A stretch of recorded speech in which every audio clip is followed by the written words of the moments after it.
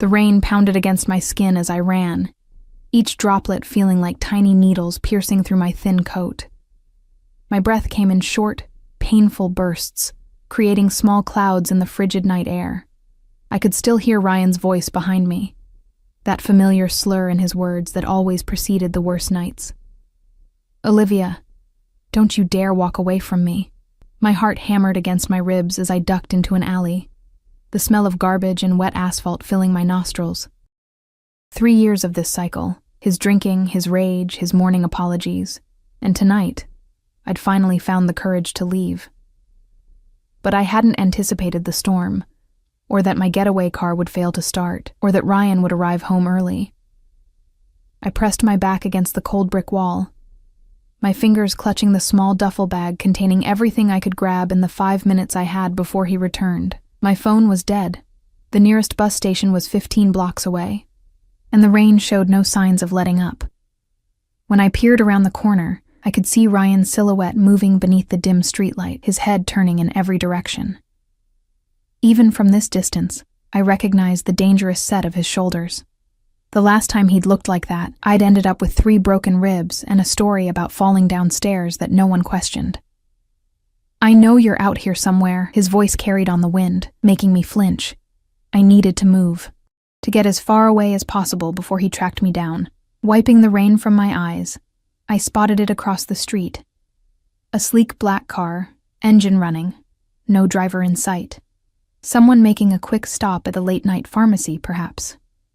The windows were tinted so dark they reflected the streetlights like obsidian mirrors. It was wrong. I knew it was wrong. But as Ryan's voice grew louder, desperation overcame my better judgment. I darted across the street, my worn sneakers splashing through puddles, and tested the passenger door. Unlocked. Without allowing myself another thought, I slipped inside and ducked below the window line, my soaked clothes immediately dampening the immaculate leather seat. The interior smelled of expensive cologne, and something subtle I couldn't place. Sandalwood, perhaps. The dashboard glowed with more buttons and screens than I'd ever seen in a car. This wasn't just any vehicle, this was wealth on wheels. A momentary pang of guilt twisted my stomach, but the sight of Ryan appearing at the mouth of the alley I'd just left solidified my decision. I'd leave a note, an apology, money to pay for the ride, anything. Once I was safe, I counted my racing heartbeats in the darkness, praying that whoever owned this car would take their time. 1 minute passed. Then 2. Ryan was moving methodically down the street now, checking doorways and alleys. I pressed myself lower into the footwell. The driver's door opened suddenly, letting in the sound of rain before closing with a soft, expensive-sounding thud. I froze, not even daring to breathe. A moment of silence followed. Had they noticed the wet marks on their seat? Could they see me? Then a voice spoke, low and controlled, with the kind of quietness that was more terrifying than any shout. "You have exactly 5 seconds to explain why you're in my car before I have Vince here remove you permanently." I slowly raised my head above the dashboard.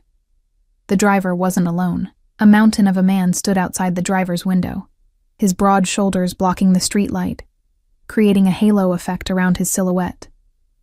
But it was the driver who held my attention. A man in his late 30s, perhaps, with features that seemed carved from stone. His suit was impeccably tailored, no wrinkles despite the rain. His hands rested on the steering wheel, steady, adorned with a single platinum ring on his right index finger. When our eyes met in the rearview mirror, something cold slithered down my spine. They were dark, almost black in this light, assessing me with the detached interest of someone studying an insect before deciding whether to crush it. "I'm sorry," I stammered, my voice barely audible. "I needed to hide. My ex. He's out there looking for me and I—" The man raised one hand slightly, and I fell silent immediately, my words dying in my throat. "Vince," he said, his eyes never leaving mine in the mirror. "Check the street. Tell me what you see." The hulking figure disappeared from the window. I sat up straighter, clutching my bag to my chest like a shield. Rain continued to drum on the roof, creating a deceptively soothing rhythm that contrasted with the thunder of my pulse. "I can get out now," I offered, reaching for the door handle. "I'm so sorry for the intrusion." I can pay you. Stop. The word wasn't loud, but it froze me instantly. Don't touch the door. His eyes finally broke away from mine as he glanced out the windshield. In profile, his features were sharp.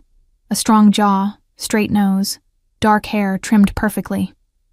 He couldn't have been much older than 40, but power radiated from him in waves, aging him in a way that had nothing to do with years. Vince returned, leaning down to the driver's window. Man about half a block down, looking into cars, checking alleys, seems agitated. The driver nodded once. Description? White male, early 30s, brown hair, medium build, leather jacket, looks drunk. Ryan. The description matched perfectly. My body tensed involuntarily. That's him, I whispered, hating how my voice trembled. That's my ex. The driver's eyes found mine in the mirror again, and this time they narrowed slightly, studying me with new interest. I became acutely aware of my appearance. Soaked hair plastered to my face, mascara probably streaked down my cheeks, the collar of my coat torn where Ryan had grabbed me earlier. Vince, the driver said after a moment, get in the back. We're leaving. My eyes widened. I should go. No. Again, that quiet command that brooked no argument. You're staying right where you are. Vince opened the rear door and slid in beside me, his massive frame making me shrink against the opposite door. The leather creaked beneath his weight. I could feel the heat radiating from his body, smell the rain on his coat. He didn't look at me. His eyes focused straight ahead. The car pulled away from the curb smoothly, the powerful engine barely audible. As we passed Ryan on the street, I ducked my head instinctively, but the tinted windows would have hidden me anyway. I watched through the glass as my ex-boyfriend's figure grew smaller in the distance, until we turned a corner and he disappeared from view. Relief flooded through me, followed immediately by a new kind of fear. I had escaped one dangerous situation only to put myself directly into another. I didn't know these men, had no idea where they were taking me, and the quiet luxury of the car suddenly felt less like sanctuary and more like a trap. Thank you for helping me get away, I ventured carefully, but you can drop me at the next corner. I don't want to trouble you further. The driver's eyes flicked to the rearview mirror again. What's your name? I hesitated, wondering if I should lie. Something told me he would know. Olivia. Olivia Reese. He nodded slightly, as if confirming something to himself. Well, Olivia Reese, you made a significant error in judgment tonight. My car is not a public taxi service. I know, and I'm truly sorry. It was a desperate decision. Desperate decisions often have unintended consequences. His voice remained even, almost conversational, which somehow made his words more menacing. Do you know who I am? I shook my head, a knot forming in my stomach. Good, he replied, turning the car onto a wide boulevard I didn't recognize. That's for the best. You can call me Mr. Castellano. The name meant nothing to me, but the way he said it, as if I should recognize it, sent another chill through me. Where are we going, Mr. Castellano? I asked, trying to keep the tremor from my voice. Somewhere safe, he answered vaguely. Somewhere your ex won't find you. The car slowed as we approached a security gate fronting what appeared to be a luxury apartment complex. Mr. Castellano lowered his window just enough to press his thumb against a scanner. The gate slid open silently. I appreciate your concern, I said, sitting up straighter, trying to project a confidence I didn't feel, but I have plans. A friend expecting me. No, you don't. His certainty was unsettling. If you had somewhere to go, you wouldn't have been hiding in a stranger's car. I had no response to that. He was right. As the car pulled into an underground garage, the reality of my situation began to sink in. I was alone with two strange men, one of whom clearly wielded considerable power and wealth. No one knew where I was. My phone was dead. I had just traded one potentially dangerous situation for another that might be infinitely worse. The car stopped in a reserved space marked with a simple C. Mister? Castellano turned off the engine and finally turned to look at me directly. Up close, his eyes weren't black after all, but a deep, dark brown. Something in them reminded me of still water over unfathomable depths. Olivia? He said, my name sounding different in his mouth. You entered my car without permission. By most standards, that would qualify as a serious transgression. I swallowed hard. I know. I'm sorry. Sorry doesn't erase actions, he replied, his gaze unwavering. Actions have consequences. Vince shifted beside me, a subtle reminder of his presence. What do you want from me? I asked, surprising myself with the directness of the question. The corner of Mr. Castellano's mouth curved slightly, not quite a smile, but something that hinted at amusement. For now, I want you to come upstairs. Get dry. Have something warm to drink. Then we'll discuss your situation. It wasn't a request. As if to emphasize this point, Vince opened his door and stepped out, then opened mine, standing aside expectantly. The garage was silent except for the occasional drip of water from the car's exterior. I had a choice to make, though it hardly felt like one. Step out into the unknown with these strangers, or what? Make a scene in an empty garage? Try to run, with nowhere to go and a dead phone? I clutched my duffel bag tighter and stepped out of the car, the click of the door closing behind me echoing with an awful finality.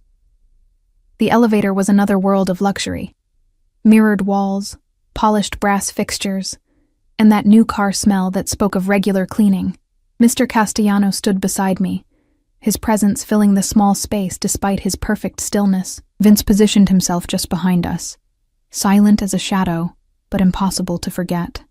I caught glimpses of myself in the mirrored walls, bedraggled, small, and obviously out of place between these two immaculate men. My soaked clothes clung uncomfortably to my skin, and I couldn't stop a slight shiver. In the harsh elevator lighting, I noticed a bruise forming on my wrist where Ryan had grabbed me earlier. I tugged my sleeve down quickly, but not before catching Mr. Castellano's gaze flickering to the discoloration, and then away, his expression unchanged. The elevator didn't stop until we reached the penthouse level. Of course it would be the penthouse. The doors slid open to reveal a private foyer, with gleaming marble floors and art that looked expensive enough to fund my entire existence. This way, Mr. Castellano said, stepping out first. I hesitated, suddenly overwhelmed by the reality of what I was doing. Following a stranger, clearly a powerful, dangerous stranger, into his private domain. Every warning I'd ever heard screamed through my mind. Second thoughts, Ms. Reese? He asked without turning around, somehow sensing my hesitation. I don't think I should be here, I managed to say, my voice smaller than I intended. He turned then, studying me with those dark, unfathomable eyes. You made that decision when you chose my car as your hiding place. Now we deal with the consequences. He gestured forward. After you. Vince's solid presence behind me made it clear this wasn't a negotiation. I stepped into the foyer, my wet sneakers squeaking embarrassingly against the pristine floor. The apartment beyond was exactly what you'd expect from someone like Mr. Castellano, spacious, minimalist, with floor-to-ceiling windows offering a panoramic view of the city lights glittering through the rain. Everything was in shades of black, white, and gray, with occasional touches of deep blue. It wasn't just decorated, it was curated. Nothing out of place, nothing personal or revealing. Vince, wait outside, Mr. Castellano said, and the mountain of a man nodded once before retreating to the foyer, closing the heavy doors behind him. Alone with Mr. Castellano, my anxiety spiked. I stood dripping on his immaculate floor, clutching my pathetic duffel bag, feeling like a stray animal that had somehow wandered into a palace. You're soaking wet, he observed, his tone matter-of-fact. The bathroom is through there. You'll find towels, a robe. Leave your clothes outside the door. They'll be taken care of. I blinked at him. Taken care of? Dried, cleaned. His eyes narrowed slightly. Is that a problem? No, I just what? Didn't want to be naked in a stranger's home. Didn't trust whatever taken care of might actually mean. I have some clothes in my bag. He nodded once. Fine. Go change. It wasn't kindness in his voice, more like impatience, or perhaps just practicality. I headed in the direction he'd indicated, passing through a spacious bedroom that, like the rest of the place, revealed nothing personal about its occupant. The attached bathroom was larger than my entire studio apartment, all marble and glass, with a shower that had more jets and controls than I knew what to do with. I locked the door behind me, leaning against it for a moment as I tried to gather my thoughts. The woman in the mirror looked like a stranger, pale, with dark circles under her eyes, wet hair plastered to her skull. A small cut on my cheekbone was beginning to swell where Ryan had struck me when I'd told him I was leaving. I touched it gingerly, wincing. The warm shower was a temptation I couldn't resist, though I rushed through it, afraid to keep Mr. Castellano waiting.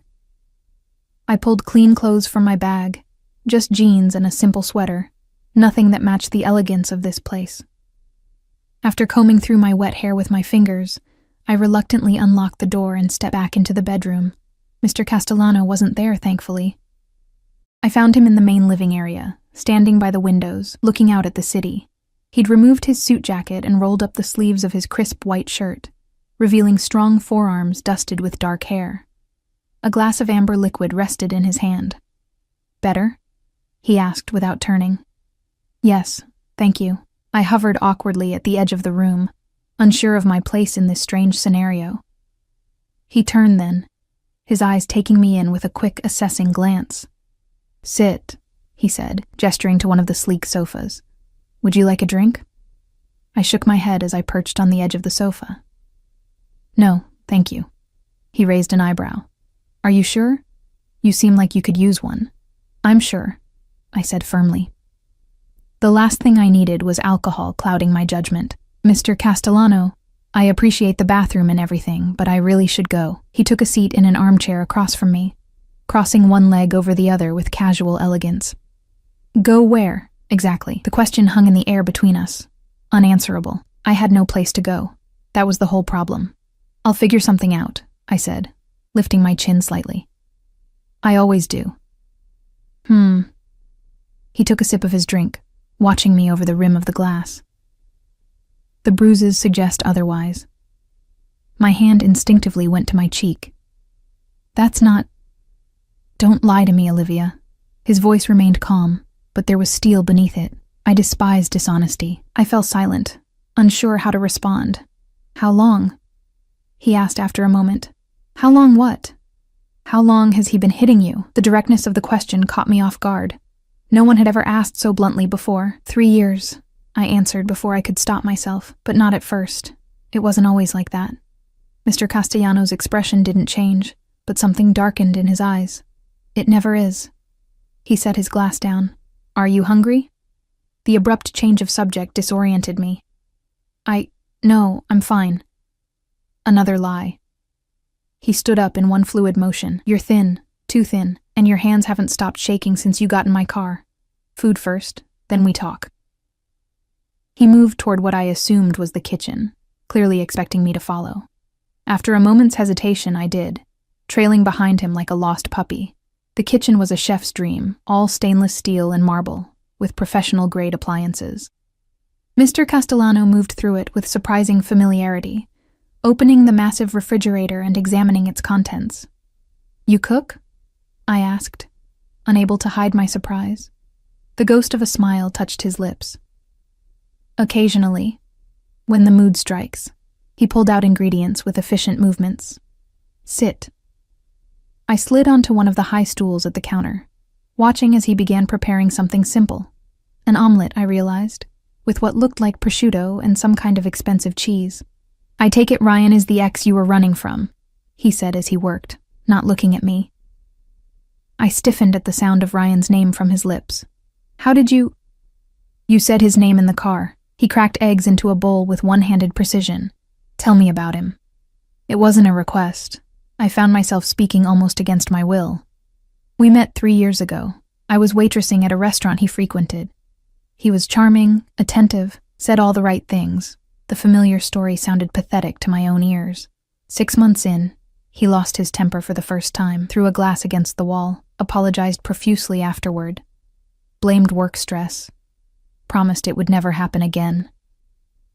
"But it did," Mr. Castellano said, his back still to me. "Yes, and got worse. He controlled everything.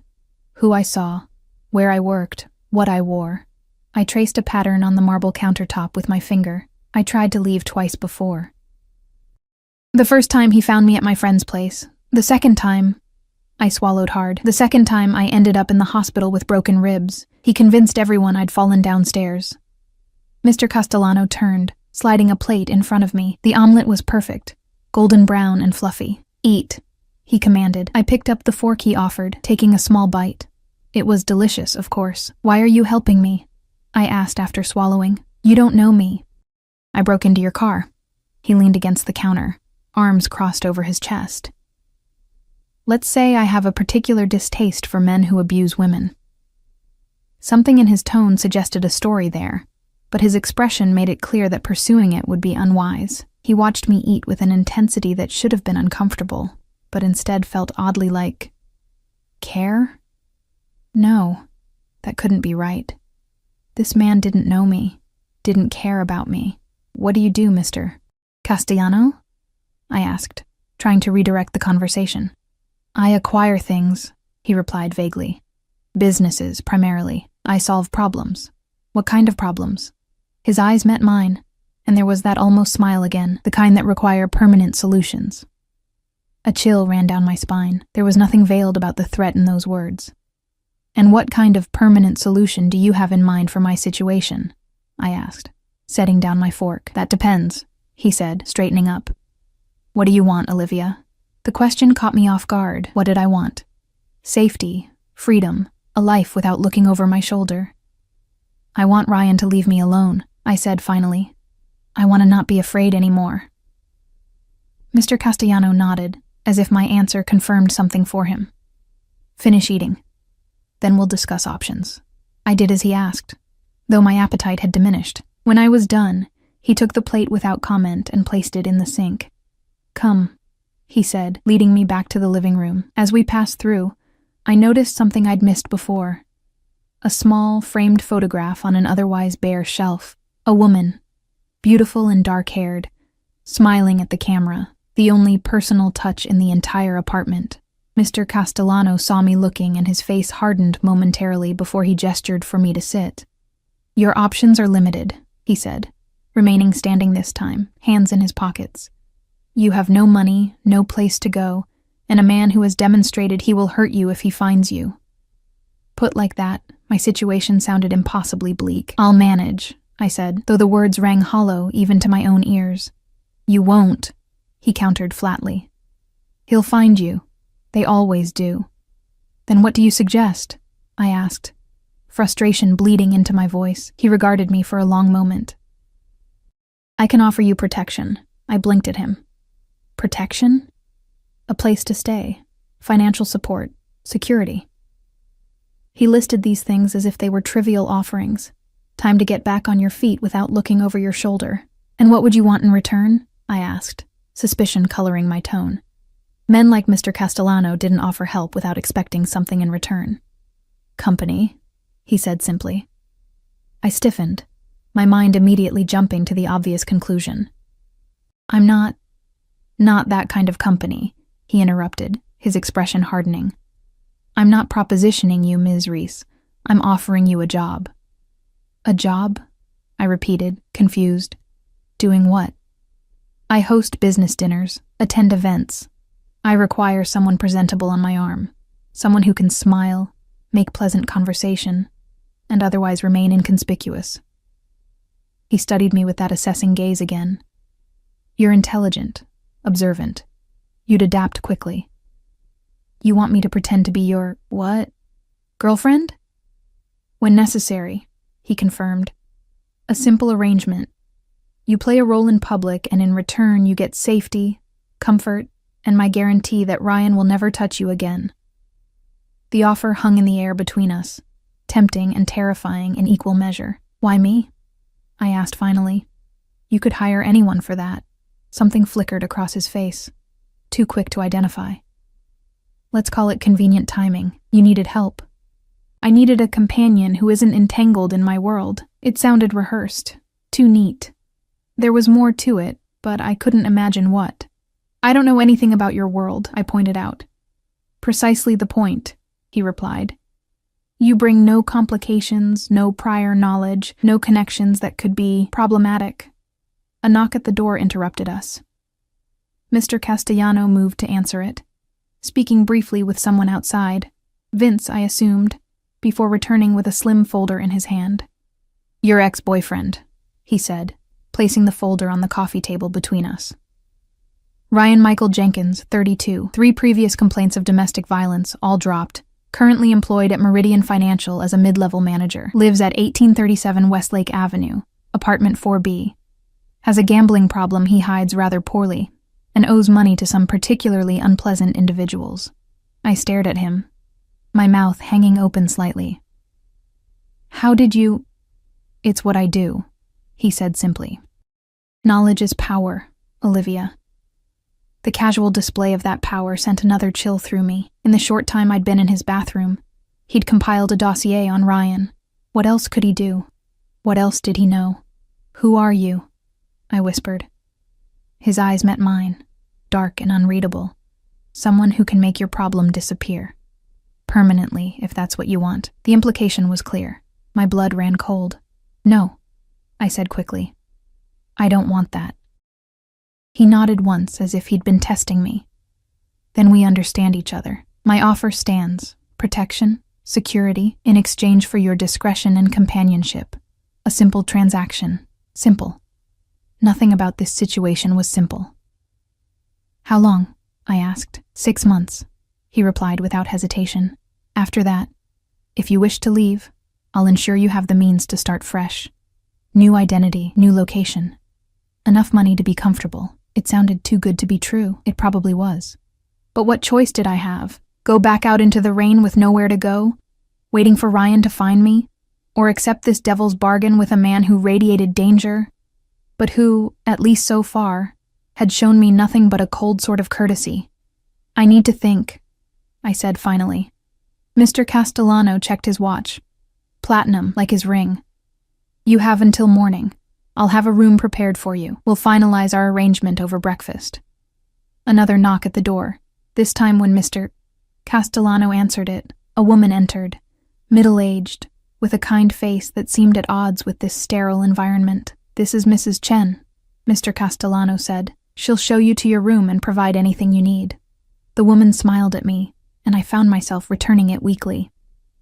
Rest well, Olivia, Mr. Castellano said, his tone making it clear that our conversation was over for now. Tomorrow we begin. As I followed Mrs. Chen down a hallway, I couldn't shake the feeling that I'd just made a deal with the devil, one I didn't fully understand, with terms I hadn't agreed to yet, but a deal nonetheless. And the strangest part was the flicker of relief that came with it. For the first time in years, I felt safe. I just didn't know what that safety would ultimately cost me. The guest room was like something from a luxury hotel. King-sized bed with silky sheets, another breathtaking view of the city, and an ensuite bathroom that rivaled the one I'd used earlier. Mrs. Chen showed me around with quiet efficiency, pointing out the intercom system. The closet already stocked with brand new clothes, all in my size, which was disturbing to contemplate, and the tablet on the nightstand. For anything you need, she explained in accented English. Food, entertainment, questions. Just type here. She demonstrated with quick, practiced movements. Mr. Castellano values privacy. This way, you don't need to disturb. Does Mr. Castellano have many guests? I ventured, trying to understand what I'd stumbled into. Mrs. Chen's expression remained neutral. I take care of household only, 2 years now. She headed for the door, pausing before she left. You're safe here, she added, her eyes softening momentarily. Sleep now. Alone in the enormous room, I sat on the edge of the bed, the events of the day crashing over me in waves. 24 hours ago, I'd been in the apartment I shared with Ryan, planning my escape in stolen moments when he wasn't watching. Now, I was in a penthouse belonging to a man who exuded power and danger in equal measure, considering an offer that felt equally like salvation and captivity. Despite my exhaustion, sleep eluded me. I explored the room, running my fingers over expensive fabrics, opening drawers that contained items I might need, all new, all pristine. In the closet, I found clothes in various styles, from casual to formal, none with tags but all unworn. The precision of it all unnerved me. How had he arranged this so quickly? Had he been expecting someone, or was this level of preparation simply normal for a man like Mr. Castellano? The tablet on the nightstand glowed with a simple interface. Out of curiosity, I tapped on the section labeled Information. A document appeared. A contract, I realized with a jolt. The agreement Mr. Castellano had outlined, formalized in legal language, 6 months of companionship services in exchange for protection, housing, and a new identity afterward. The terms were surprisingly straightforward, listing expectations for public appearances, confidentiality requirements, and even a generous monthly stipend that would be held in trust until the contract's completion. What caught my eye, however, was the section labeled termination clauses. Either party could end the arrangement before the 6-month period, but doing so would forfeit all financial benefits for me. And there, in coldly clinical language, the protector, hereafter Castellano, reserves the right to terminate agreement in case of breach of confidentiality, with such termination to be absolute and final. The word sent a chill down my spine. Absolute and final. There was no mistaking the threat embedded in that phrasing.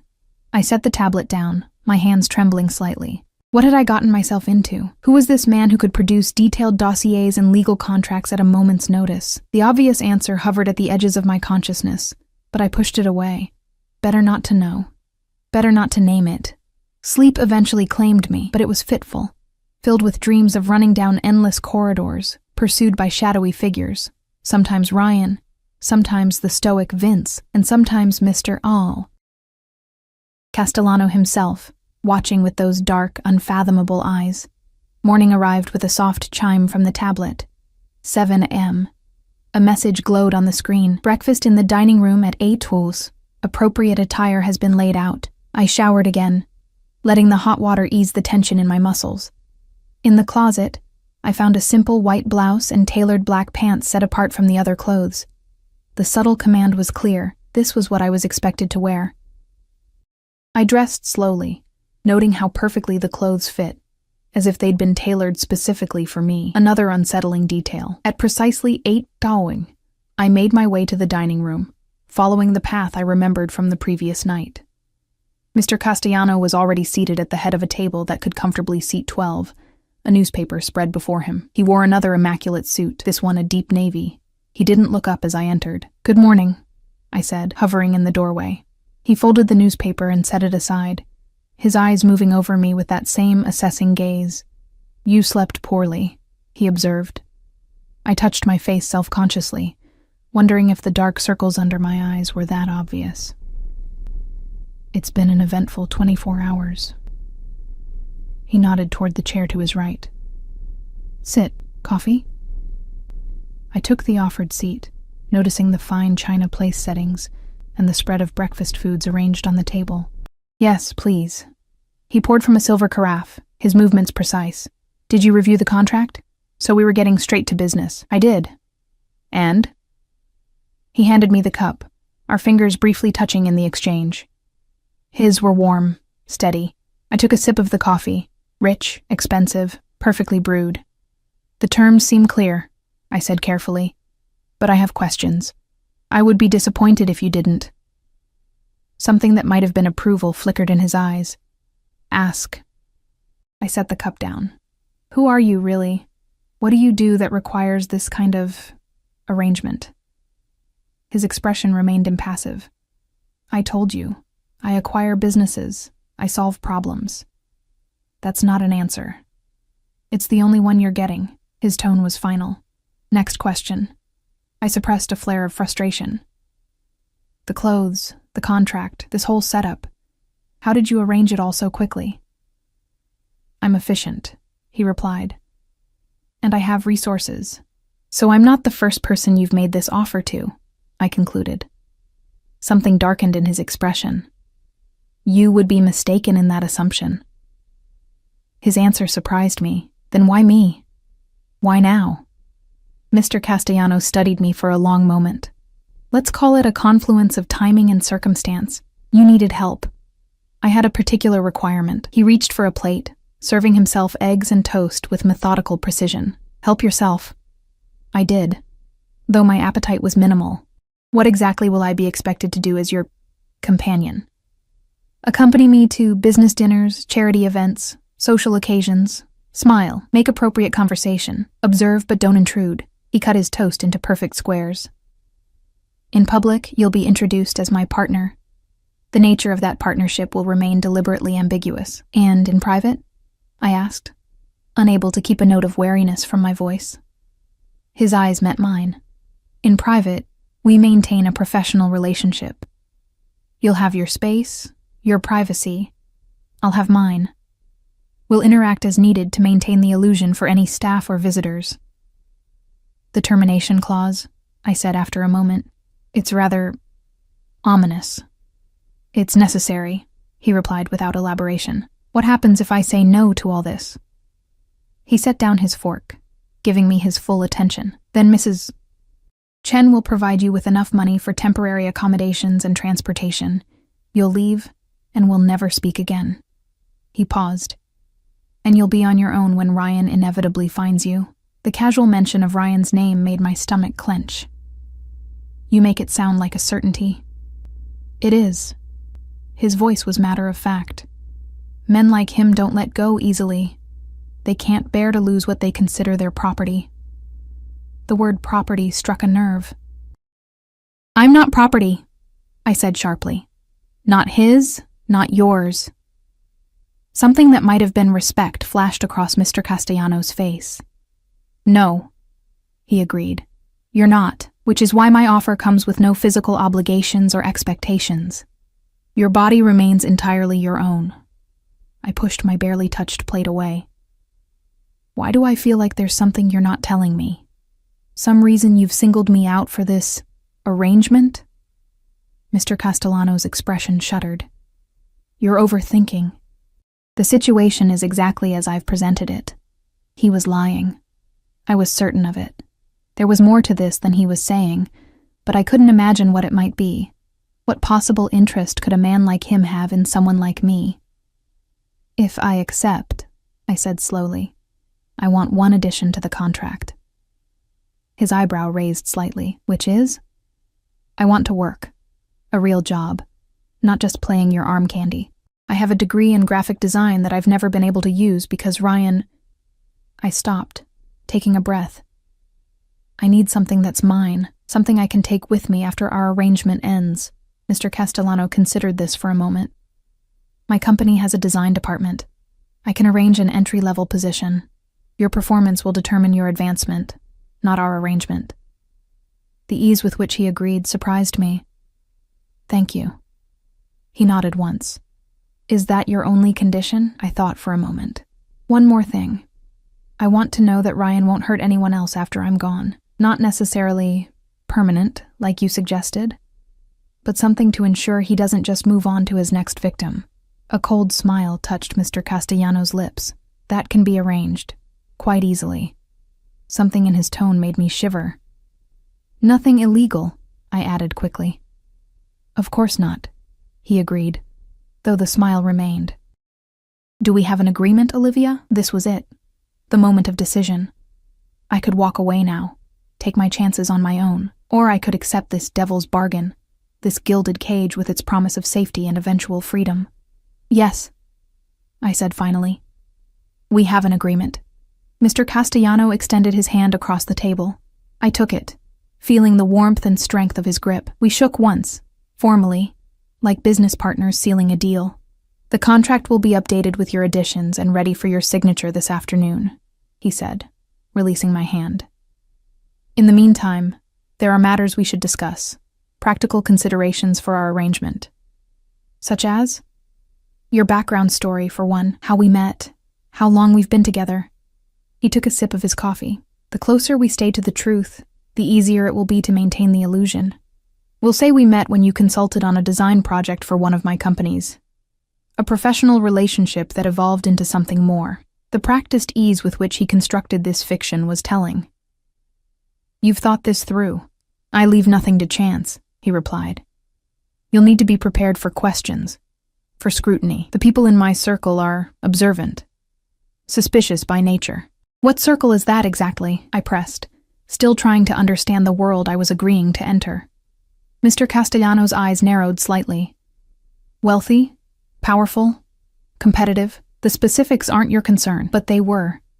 If I was going to convincingly play the role of his partner, I decided to try another approach. Tell me about yourself. If I'm supposed to be your girlfriend, I should know basic things about you. Your first name, for starters. He studied me for a moment, as if deciding how much to reveal. "Gabriel," he said finally. "My name is Gabriel Castellano." "Gabriel," I repeated, testing the name. It suited him somehow. Biblical, powerful. "And where are you from originally? Your accent has hints of something I can't quite place." My father was Italian. My mother, American. His answers were clipped, factual. "I was born in New York, spent summers in Sicily until I was 16. "Family?" His expression hardened. "None living." The finality in his tone suggested this was not a topic to pursue. I changed direction. "How old are you?" 42. "Favorite color?" A flicker of amusement crossed his face. "Is this relevant?" "Yes," I insisted. "These are things people know about their partners. Small details matter in creating a convincing story." He conceded with a slight nod. "Blue." "Dark blue." "Favorite food?" "I don't have preferences. I appreciate quality in all forms." I rolled my eyes before I could stop myself. "Everyone has preferences, Gabriel." The use of his first name hung in the air between us. For a moment, I thought I'd overstepped, but then the corner of his mouth curved upward. Not quite a smile, but close. "Seafood," he said after a moment. "Particularly grilled octopus, prepared the way my grandmother made it." It was the first personal detail he'd offered voluntarily, and I seized on it. "Tell me about your grandmother." Something softened in his eyes, so briefly I might have imagined it. "Another time, perhaps." He glanced at his watch. "I have business to attend to this morning. Mrs. Chen will assist you with anything you need. We'll continue this conversation over dinner." He stood, adjusting his suit jacket with a practiced motion. "I've taken the liberty of having your belongings moved from your apartment." I blinked in surprise. "My belongings? Your clothes, personal items, anything that appeared to hold sentimental value." His tone was matter-of-fact, as if breaking into my apartment was a trivial matter. "They're being delivered this afternoon." "How did you—" I began, then stopped. Of course. He knew where Ryan lived. He'd sent someone to my apartment, our apartment, to collect my things. What if Ryan had been there? He wasn't, Gabriel replied simply. He spent the night at a bar downtown, then crashed at a friend's place on Lexington Avenue. "He's been calling your phone repeatedly, growing increasingly agitated."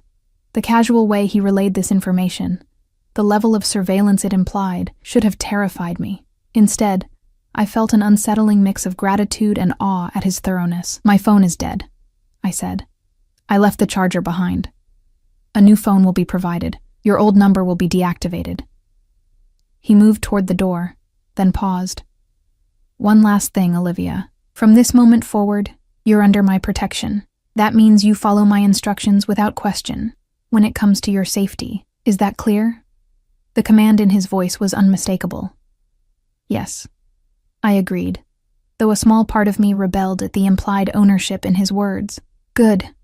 I'll return at 7. Be ready for dinner. We'll be dining in." With that, he left, his footsteps fading down the hallway. I remained at the table, staring at my half-eaten breakfast. What had I just agreed to? 6 months of my life signed away to a man I barely knew, a man who clearly wielded enormous power and had no compunction about using it. Yet beneath the fear and uncertainty, I felt something else, a strange sense of possibility. For 3 years I'd been shrinking myself to survive Ryan's rage and control. Now I was stepping into a different kind of controlled existence, but one that paradoxically offered more freedom than I'd known in years. I would have a job, my own money, safety, and eventually, a completely new life. All I had to do was convince the world I was in love with Gabriel Castellano, a man who collected people's secrets like others collected art, who spoke of permanent solutions with chilling casualness, who had orchestrated this entire scenario with methodical precision. A man who, despite his cold exterior, had shown me more consideration in one day than Ryan had in our final year together. I finished my coffee, which had gone cold. 6 months. I could do this for 6 months. I would be whatever Gabriel Castellano needed me to be in public. I would smile, make pleasant conversation, observe without intruding. and I would try very, very hard not to think about what might happen if I failed. Mrs. Chen appeared in the doorway. "Ms. Reese? If you're finished, I can show you the rest of the apartment. The areas you'll have access to." The phrasing, "areas you'll have access to," was telling. There would be places I wasn't permitted to go, questions I wasn't permitted to ask, boundaries I would need to learn quickly. "Yes, thank you," I said, rising from my chair. "And please, call me Olivia." She gave me a small, measured smile. "Of course, Miss Olivia. This way, please." As I followed her from the dining room, I couldn't shake the feeling that I was being watched, evaluated, that this was some kind of test, and that Gabriel Castellano was a man who did not tolerate failure. I straightened my shoulders, lifting my chin slightly. Whatever game this was, whatever role I had been cast in, I would play it perfectly. Not just for the promised freedom at the end, but for myself, to prove that I could. Because for the first time in 3 years, I felt something that had been beaten and bullied out of me for so long. I felt powerful. The apartment was even larger than I'd initially thought, with sections I hadn't seen the night before. Mrs. Chen guided me through a home gym equipped with state-of-the-art machines, a small but comprehensive library with floor-to-ceiling bookshelves, and a home office that remained firmly closed. "Mr. Castellano's private workspace," she explained as we passed. "No entry without his explicit permission." I nodded, filing away this boundary. The rest of the tour revealed more of the same controlled luxury, spaces designed for comfort and efficiency, rather than warmth or personality. The only exceptions were the books in the library, which showed signs of actual use, with well-worn spines and occasional notations in the margins. I ran my fingers along them, noting titles on business strategy, art, history, and, surprisingly, classic literature. "Mr. Castellano reads a lot?" I asked. Mrs. Chen nodded. "Every night. Says it calms his mind." It was a humanizing detail I tucked away. Gabriel Castellano, the man who spoke of permanent solutions with chilling ease, unwinding with Dostoevsky and Dickens. "Your work area," Mrs. Chen announced, leading me into a bright room I hadn't seen before. Unlike the minimalist aesthetic of the rest of the apartment, this space was equipped with a drafting table, a high-end computer setup, and various design supplies. Mr. Castellano had it prepared this morning. I stared at the setup, stunned by the speed with which he'd fulfilled my request. "This is... mine?" "For design work," she confirmed. "He said you start Monday with the company, but can practice here." My fingers trailed over the expensive equipment, a tablet that cost more than 3 months of my former rent, software I'd only dreamed of using. How did he arrange all this so quickly? Mrs. Chen gave me an inscrutable look. "Mr. Castellano gets what he wants, when he wants it." The statement should have unsettled me, but instead, I felt a strange flutter of excitement. For once, what Gabriel wanted aligned with what I wanted, at least in this small way. The rest of the day passed in a surreal blur. My belongings arrived as promised, 3 boxes containing the entirety of my previous life. I unpacked slowly, savoring the familiar items that now seemed like artifacts from another world. My worn sketchbooks, the small ceramic bird my mother had given me before she died, photos I'd kept hidden from Ryan, who'd been jealous of anyone from my past. At 5:30, Mrs. Chen appeared at my door. "Time to prepare for dinner. Mr. Castellano appreciates punctuality." She helped me select an outfit from the new wardrobe, a simple black dress that looked casual, but was clearly expensive, and suggested I use the cosmetics provided to freshen up. The implication was clear. I was expected to look the part of Gabriel Castellano's partner, even for a private dinner. At precisely 7 I made my way to the dining room, where Gabriel was already waiting. He'd changed from his business suit into more casual attire, dark slacks and a charcoal sweater that somehow looked as formal on him as the suit had. His eyes moved over me with that now familiar assessing gaze. "Better," he said simply. I raised an eyebrow. "Better than what?" "Than this morning. You look rested." He pulled out a chair for me, an oddly gentlemanly gesture from a man I was increasingly certain was anything but gentle in his business dealings. "Thank you for the design setup," I said as I took my seat. "It's incredibly generous." He dismissed my gratitude with a slight wave. "It's practical. You'll need to be properly equipped to perform well at your job. A server I hadn't seen before appeared with wine, pouring for both of us before disappearing through a door I presumed led to the kitchen. You have staff besides Mrs. Chen, I observed. When necessary, Gabriel replied. I value my privacy, but certain occasions call for additional support. This dinner being one of them? The corner of his mouth curved slightly. I wanted to focus on our conversation without distractions. The first course arrived, some kind of delicate seafood appetizer. Gabriel watched as I took a bite, that almost smile appearing again when I couldn't suppress a sound of appreciation. You have questions, he said, reaching for his wine glass. Ask them. I set down my fork. The contract mentioned public appearances. What exactly does that entail? There's a charity gala next Friday. It will be your first official appearance as my partner. He took a sip of wine. Before that, we'll be seen at several restaurants, establishing our relationship publicly. Creating a timeline that predates your situation with Ryan. You've thought of everything, I murmured. It's what I do. His eyes held mine. The gala will be challenging. Many of my business associates will be there, curious about you. We'll need to be convincing. I'm a good actress, I assured him, though my stomach twisted at the thought of being scrutinized by a room full of powerful strangers. I'm sure you are, he replied. But this isn't acting, Olivia, not entirely. For this to work, there needs to be a kernel of truth in our performance. Chemistry can't be faked, not convincingly. My cheeks warmed at the implication. What are you suggesting? That we get to know each other properly. He leaned back as the server removed our plates and brought the main course. You asked about my grandmother earlier. She raised me after my parents died. Car accident when I was 8. She was a formidable woman from the old country, with very particular ideas about honor, family, and respect. The personal revelation caught me off guard. I'm sorry about your parents. He inclined his head slightly in acknowledgement. She taught me to cook, to appreciate quality, to value loyalty above all else. She died when I was 26.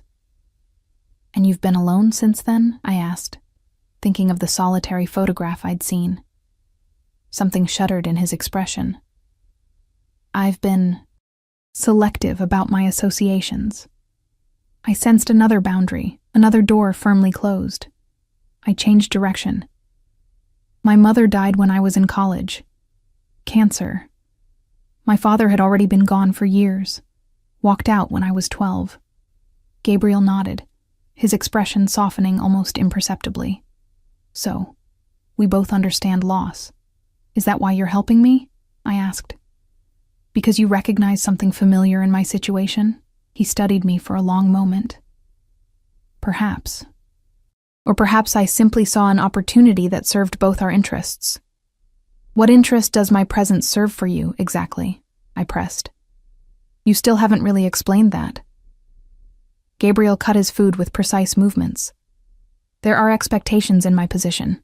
A man of my age and status is supposed to have certain attachments, a partner, the appearance of stability. And you couldn't find someone willingly? I challenged, immediately regretting my boldness. But Gabriel didn't seem offended. If anything, that ghost of a smile appeared again. Willing partners come with complications, expectations, emotional entanglements. He took a sip of wine. Our arrangement is cleaner, defined, with a clear end date. 6 months, I murmured. 6 months, he confirmed, during which time we establish a convincing relationship. You gain experience in your field, and I satisfy certain appearances. Afterward, you start fresh elsewhere, and I return to my solitary existence. The way he described it made perfect sense, and yet I couldn't shake the feeling that there was more to it, something he wasn't telling me. Tell me about your work, he said, changing the subject. Your design background. I blinked at the shift, but followed his lead. I have a BFA in graphic design from RISD. I graduated with honors, had an internship lined up at a great firm in New York. I paused, the familiar bitterness rising. Then I met Ryan. He convinced me the internship was exploitative, that I should wait for something better. Before I knew it, I was working retail jobs that he approved of, living in his apartment, isolated from anyone who might negatively influence me. Gabriel's expression darkened. Men like Ryan don't want partners. They want possessions. I know that now, I said quietly. I just wish I'd seen it sooner. You got out, he pointed out. Many don't. Thanks to you, I acknowledged, meeting his gaze. Whatever your reasons, I'm grateful for that. Something unreadable flashed in his eyes. Don't thank me yet, Olivia. Our arrangement has barely begun. The rest of dinner passed with surprisingly easy conversation. Gabriel asked intelligent questions about my design interests, offering insights about his company's needs that suggested he'd given genuine thought to my role there. I learned that his business empire was larger than I'd imagined, encompassing everything from real estate to technology investments. What he didn't say, what remained carefully unspoken, was anything about the darker aspects of his work, the problems he solved, the power he wielded so casually. After dessert, he suggested we move to the living room. There's something we need to discuss before Friday, he said, leading the way. I followed, noticing how he moved, confident, but always alert, his eyes scanning rooms before entering them fully. In the living room, he gestured for me to sit on the sofa while he poured 2 small glasses of amber liquid from a crystal decanter. The physical aspects of our arrangement, he said, handing me one of the glasses before taking a seat in the armchair across from me. I nearly choked on my first sip. I thought you said there were no physical obligations. There aren't, he clarified, his expression unreadable. But for our performance to be convincing, there will need to be certain displays of affection, hand-holding, the occasional touch, perhaps even a kiss, if circumstances demand it. My cheeks warmed at the thought. I see. These interactions should appear natural, comfortable, which means we need to establish a level of familiarity beforehand. He set his glass down. I don't want you flinching if I touch your arm in public. The implication was clear. We needed to practice. My pulse quickened traitorously. What do you suggest? I asked, my voice steadier than I felt. Gabriel considered me for a moment. Stand up. I did, setting my glass beside his. He rose as well, closing the distance between us with 2 measured steps. Up close, I was again struck by the controlled power in his movements, the subtle cologne that clung to him, the intensity of his dark eyes. May I?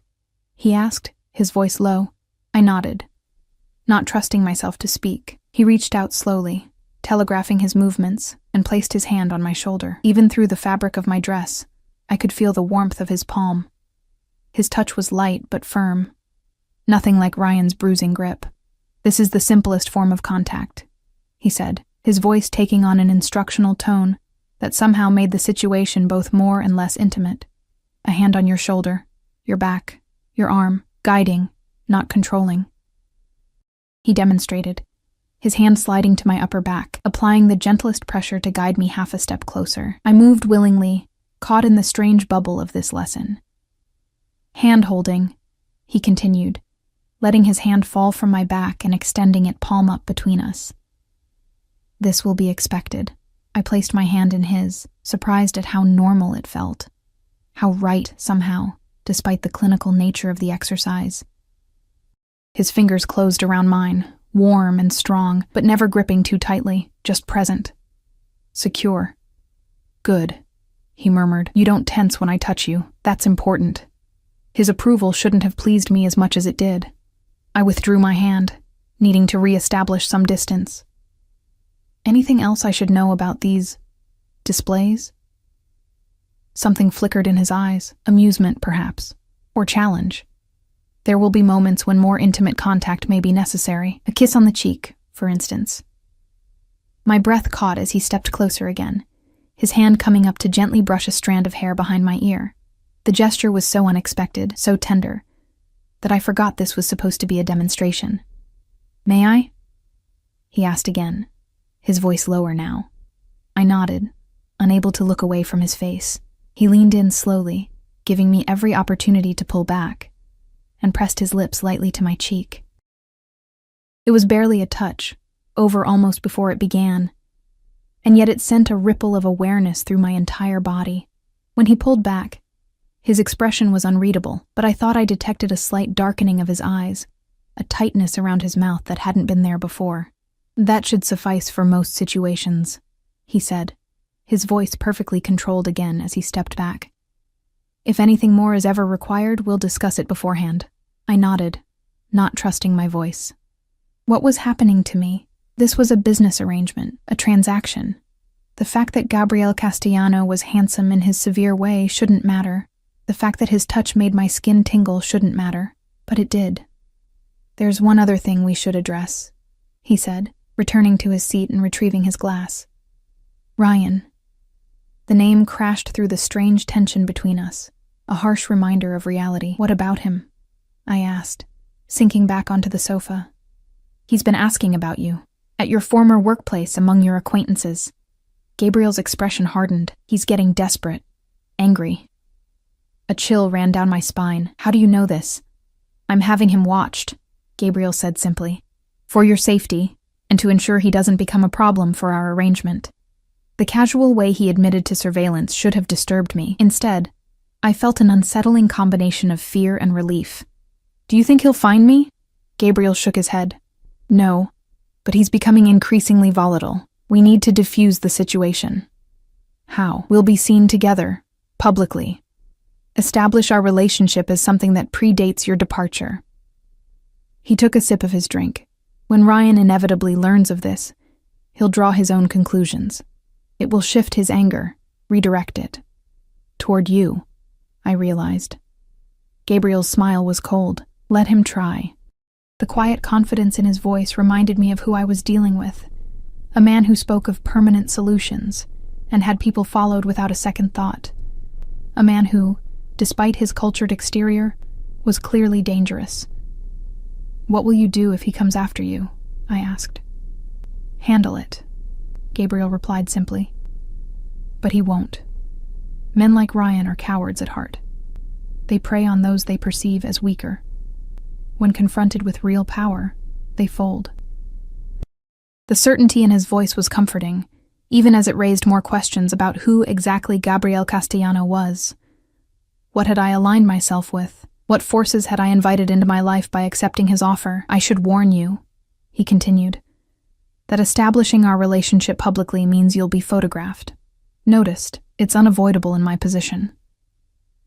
The implication was clear. Once I was seen with Gabriel, there would be no going back to anonymity. No changing my mind and slipping away. "I understand," I said. He studied me for a moment. "Do you?" "Once this begins, Olivia, we're committed to seeing it through, for your safety as much as for my purposes." "I said I understand," I repeated, meeting his gaze. "I'm not backing out." Something that might have been approval flickered in his eyes. "Good. Tomorrow we'll be having lunch at Bellini's. It's a popular spot for business executives. A good place to be seen together for the first time." He rose, indicating our conversation was drawing to a close. "You should rest. Tomorrow will be the first test of our arrangement."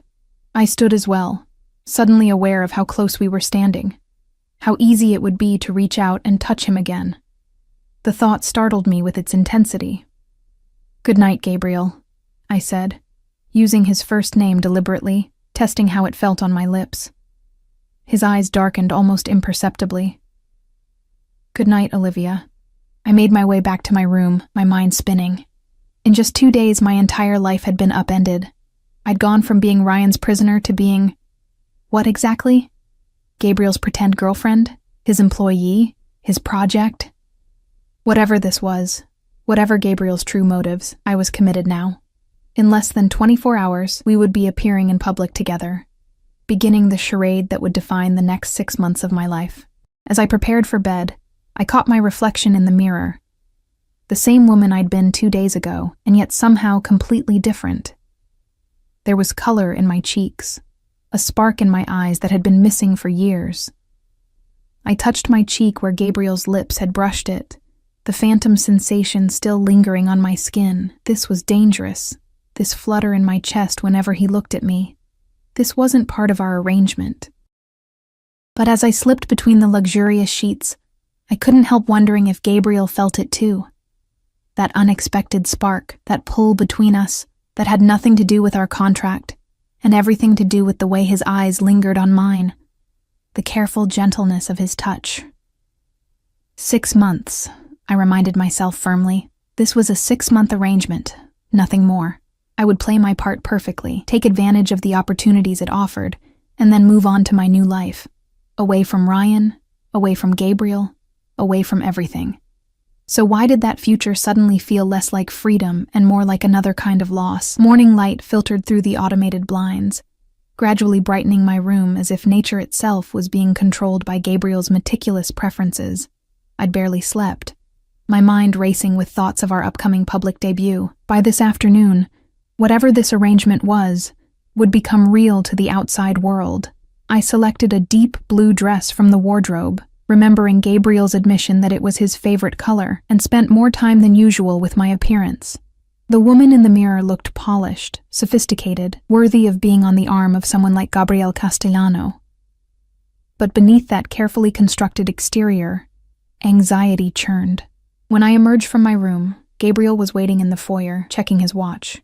He looked up as I approached, his gaze moving over me in that now familiar assessment. "Blue suits you," he said, his voice giving nothing away, yet something in his eyes, a brief flash of appreciation, sent warmth spreading through my chest. "Thank you," I replied, suddenly hyper-aware of every movement, every breath. "I remember you mentioned it was your favorite color." The slightest hint of surprise crossed his features. There and gone in an instant. "You pay attention. Good." In the elevator, he briefed me on what to expect. Bellini's caters to a certain clientele. People who know me, know of me, will be noticed, observed. His eyes met mine. "Are you ready for that?" I squared my shoulders. "Yes." "Remember," he said as the elevator doors opened to the private garage. "As far as anyone knows, we've been seeing each other for 2 months. You're a designer who caught my eye during a project for one of my companies. And we've been inseparable ever since," I finished, offering a smile that I hoped appeared natural. "I know the story, Gabriel." His car waited, not the one I'd hidden in that rainy night, but an equally luxurious sedan with a different driver at the wheel. Not Vince this time, but a lean, hawk-faced man who nodded respectfully as Gabriel opened my door himself. "Marcus," Gabriel said by way of introduction. "He'll be with us most days." The message was clear. Another layer of security, another reminder of the world I was entering. The drive to the restaurant passed in silence, Gabriel reviewing something on his phone while I watched the city scroll past the tinted windows. When we arrived, Marcus pulled up directly to the entrance where a valet was already waiting, clearly recognizing the vehicle. "Follow my lead," Gabriel murmured as the door opened. "But be yourself. That's important." Before I could ask what he meant, he was out of the car, extending his hand to help me.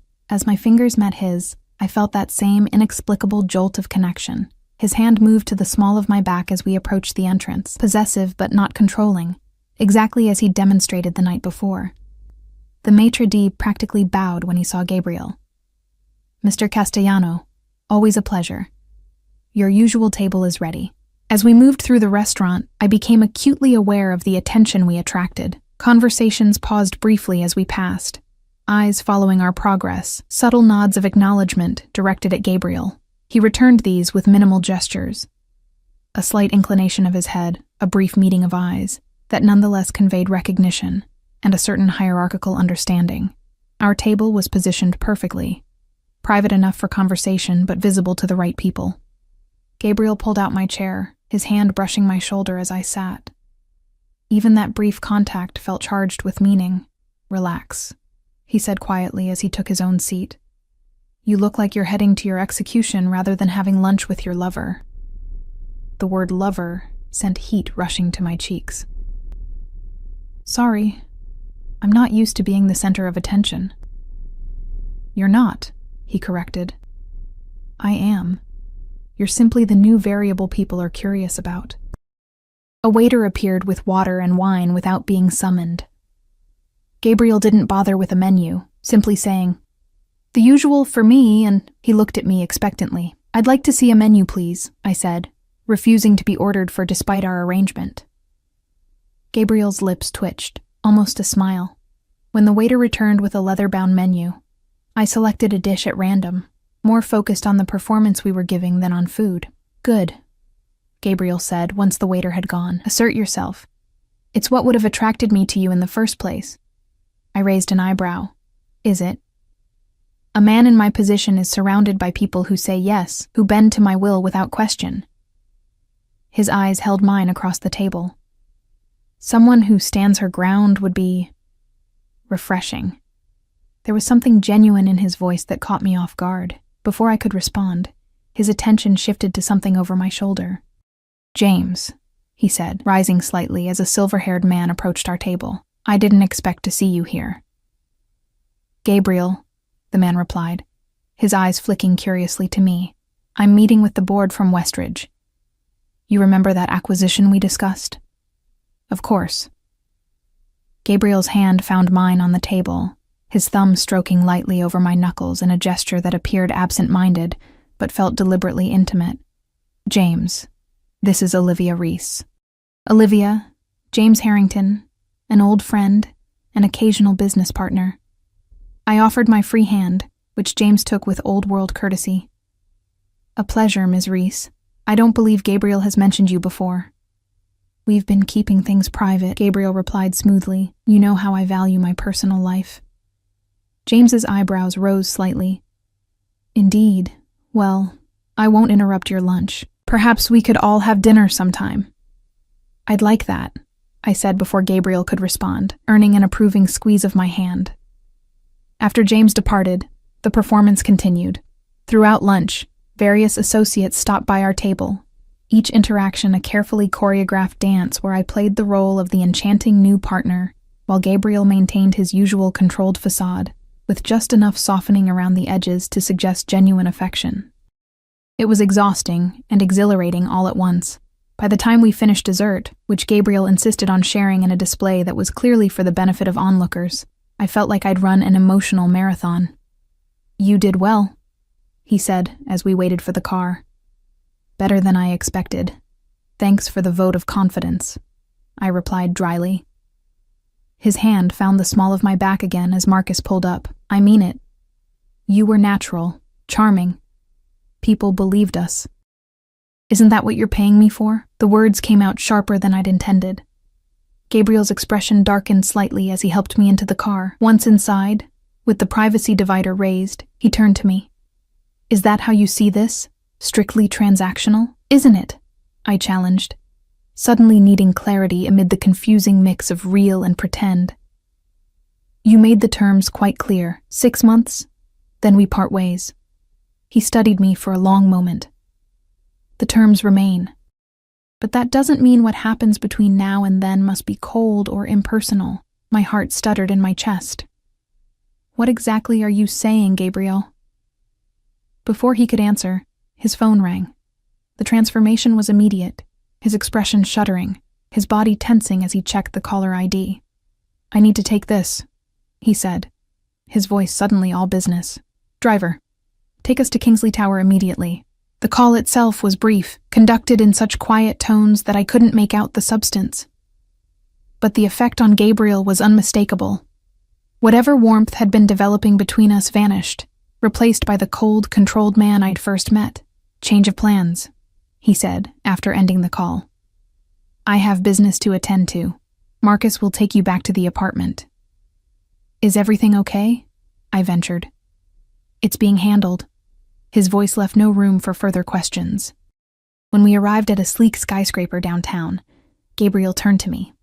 Wait here, he instructed Marcus. Then to me, more softly. We'll continue our conversation later. As I watched him stride into the building, his posture rigid with controlled power, I was reminded of the reality behind our arrangement. Whatever was happening between us, this strange, unexpected pull, was secondary to who Gabriel Castellano really was. A man with secrets, with power, with a darkness I'd only glimpsed. Back at the apartment, hours passed with no word from Gabriel. Mrs. Chen assured me this was normal. that he often worked late. I tried to distract myself in the design room, but my mind kept returning to our interrupted conversation in the car, to the question that hung between us. It was after midnight when I heard the front door. Unable to sleep, I'd been curled up in the library with one of Gabriel's books. I rose as he appeared in the doorway. His tie loosened, a weariness in his posture I hadn't seen before. "You're still awake," he observed, his voice rough with fatigue. "I was worried," I admitted. "You left so suddenly." Something flickered in his eyes. Surprise, perhaps. "It was business. Nothing for you to concern yourself with." Was it about Ryan? The question escaped before I could stop it. Gabriel went still. "Why would you ask that?" "Because everything changed after James mentioned meeting you. Because you've had Ryan watched. Because what, Olivia?" His voice had taken on a dangerous edge. "Because there's something you're not telling me," I said, standing my ground despite the sudden tension in the room. "Something about why you really offered me this arrangement." For a long moment he said nothing, just studied me with those dark, unreadable eyes. Then, with a sigh that seemed to come from somewhere deep inside him, he moved to the small bar in the corner and poured himself a drink. "Ryan Jenkins works for James Harrington," he said finally. "Or rather, he embezzles from him. Has been for over a year." The revelation hit me like a physical blow. "What?" "But Ryan works at Meridian Financial, which manages several of Harrington's investment portfolios." Gabriel took a long sip of his drink. "We've been building a case against him for months. Your ex-boyfriend has stolen nearly $2 million from my oldest business partner." My mind raced to process this information. "So, when I appeared in your car that night, it wasn't coincidence," Gabriel confirmed. "I knew who you were the moment you said your name. We'd been monitoring Ryan, knew about his tendencies with you." His jaw tightened. "What I didn't anticipate was that you would choose that particular night to leave him." "You've been using me," I said, the hurt surprising in its intensity. "This whole arrangement, it was never about helping me or needing a companion. It was about getting to Ryan." Gabriel set down his glass and stepped closer. "It started that way," he admitted. "But it changed, Olivia. It changed the moment I saw those bruises on your arms, heard you talk about what he'd done to you." "Why should I believe you?" I demanded, even as some part of me desperately wanted to. "Because I could have handled Ryan without you," he said simply. "Could have destroyed him financially, legally, personally, without ever involving you. But when you appeared in my car that night, terrified, hurt, but still fighting, I saw an opportunity to give you something while taking what I needed from him." "What exactly are you taking from him?" Gabriel's eyes darkened. "Everything. His freedom, when the evidence of his embezzlement is turned over to the authorities tomorrow. His pride, when he sees you with me. His sense of power, when he realizes he never had any to begin with." The cold certainty in his voice should have frightened me. Instead, I felt a strange sense of justice. "That's why you had my things collected from the apartment. You were gathering evidence against him." Gabriel nodded once, among other things. "Why tell me now?" I asked. "Why not maintain the illusion?" He moved closer, close enough that I could see the fatigue lines around his eyes, smell the familiar cologne mingled with the scent of his skin. "Because tonight, when James mentioned meeting you, I realized something had changed. This wasn't just about Ryan anymore."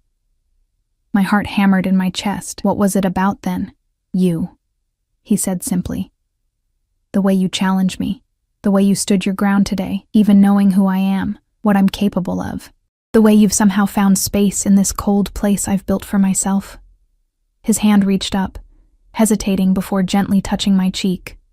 Unlike our practiced interactions earlier, this touch held nothing performative. It was real, raw, with an emotion I hadn't believed him capable of. "Our arrangement still stands," he said, his voice low. 6 months, and then you're free to go, with everything I promised. But I find myself hoping you might reconsider when the time comes." I should have been angry, should have felt betrayed by the manipulation. But as I looked into his eyes, I saw something I recognized. the same loneliness I'd carried for years, the same protective walls I'd built around my heart. I don't know what this is between us, I admitted, but I'd like to find out, honestly this time. No more secrets. Gabriel's thumb stroked my cheek. No more secrets, he agreed. Starting tomorrow, after Ryan is dealt with. A clean slate. A clean slate, I echoed, leaning into his touch. When his lips found mine, there was nothing practiced or performative about it. It was a question, an answer, a promise all at once, a beginning rather than an arrangement. Outside, the city lights glittered like stars caught in a net of darkness.